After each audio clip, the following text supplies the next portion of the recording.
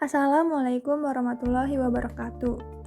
Perkenalkan, kami dari kelompok 3 yang beranggotakan Dian Aditya Subagja, Evika Fajar Baiti, Fadilah Mutiara Sari, Indri Damayanti, dan Intan Sulusulaila. Pada kesempatan kali ini, yaitu pada mata kuliah Perancangan dan Pengembangan Kurikulum, topik 5, Ruang Kolaborasi, kami akan membahas tentang modul rancangan pembelajaran UBD lembar kerja E, Explore dan Experience, Enable, dan Equip. Rancangan pembelajaran yang efektif dalam Understanding by Design.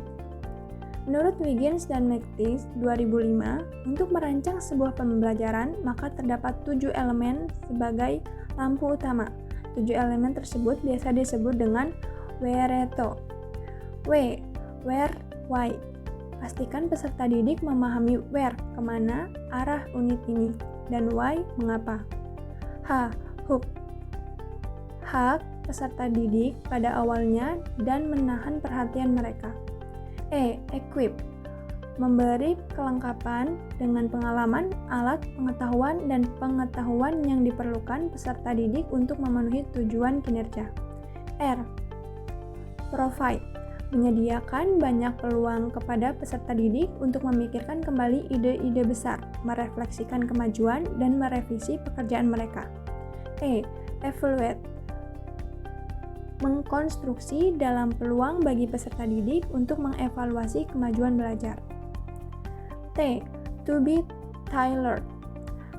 Disesuaikan untuk mencerminkan bakat, minat, gaya, dan kebutuhan individu. Dan O, to be organized, diatur untuk mengoptimalkan pemahaman yang mendalam, bukan superficial. Lalu, bahasan pada kelompok ini adalah E, explore dan experience, enable dan equip. Explore and experience berarti adanya perpaduan antara eksplorasi dan pengalaman nyata yang menghasilkan pemahaman utuh dalam kegiatan pembelajaran. Pemahaman membutuhkan campuran dari pengalaman yang dirancang dengan baik, refleksi dari setiap pengalaman, dan instruksi yang ditargetkan berdasarkan pengalaman dan tujuan. Di bagian ini, pemahaman siswa akan tumbuh menjadi pengetahuan yang utuh akan dunia sekitar. Setelahnya, siswa berpotensi mampu mengaplikasikan pengetahuan yang didapatkan pada berbagai situasi yang relevan. Peserta didik dengan pengalaman, alat, pengetahuan, dan keahlian yang diperlukan untuk memenuhi tujuan kinerja. Peserta didik harus mampu melakukan tugas-tugas tertentu yang berhubungan dengan tujuan pembelajaran. Hal ini dapat dilakukan melalui scaffolding dari pelajaran sebelumnya ke pelajaran saat ini. Contoh implementasinya. Yang pertama, guru memberikan ruang untuk melakukan pengamatan secara langsung melalui kegiatan percobaan, memegang objek, mendatangi lokasi, atau merasakan dampak dari sesuatu yang menjadi topik pembahasan. Yang kedua, guru melengkapi dan membantu murid dalam penyelidikan guna mendapatkan pengalaman belajar dan mengeksplorasi topik bahasan. Yang ketiga, guru merancang penampilan puncak siswa berupa presentasi atau pemaparan karya yang sudah dibuat. 4. Guru menguatkan pemahaman melalui video dan gambar. Q&A. Bagaimana caranya peserta didik akan terlibat dalam mengeksplorasi ide-ide besar dan pertanyaan penting?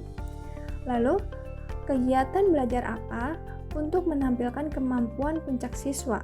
Kerjaan rumah dan pengalaman di luar kelas apa yang diperlukan untuk memungkinkan peserta didik mengembangkan dan memperdalam pemahaman mereka tentang ide-ide penting. Baiklah, soal yang pertama yaitu bagaimana caranya peserta didik akan terlibat dalam mengeksplorasi ide-ide besar dan pertanyaan penting. Berdasarkan pernyataan Wiggins dan McTeish 2005, agar peserta didik terlibat dalam eksplorasi ide-ide besar dan pernyataan penting adalah dengan memberikan pengalaman atau experience kepada peserta didik ketika mempelajari materi dan memberikan fasilitas yang baik yang memungkinkan peserta didik melakukan apa yang telah mereka pelajari.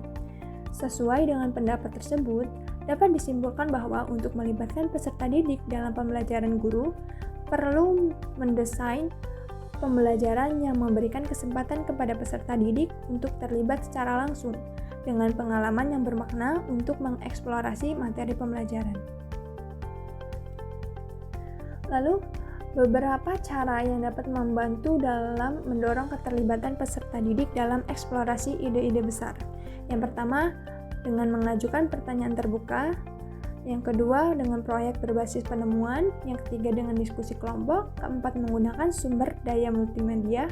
Yang kelima, mengundang pembicara tamu. Yang keenam, pameran atau presentasi proyek. Yang ketujuh, menggunakan teknik kreatif. Dan yang kedelapan, mendorong pemikiran kritis. Pertanyaan selanjutnya yaitu, kegiatan belajar apa untuk penampilan kemajuan puncak siswa, pekerjaan rumah, dan pengalaman di luar kelas apa yang diperlukan untuk memungkinkan peserta didik mengembangkan dan memperdalam pemahaman mereka tentang ide-ide penting. Untuk meningkatkan penampilan kemampuan puncak siswa dan memperdalam pemahaman mereka tentang ide-ide penting, berbagai kegiatan, pekerjaan rumah, dan pengalaman di luar kelas dapat diimplementasikan. Berikut beberapa contohnya.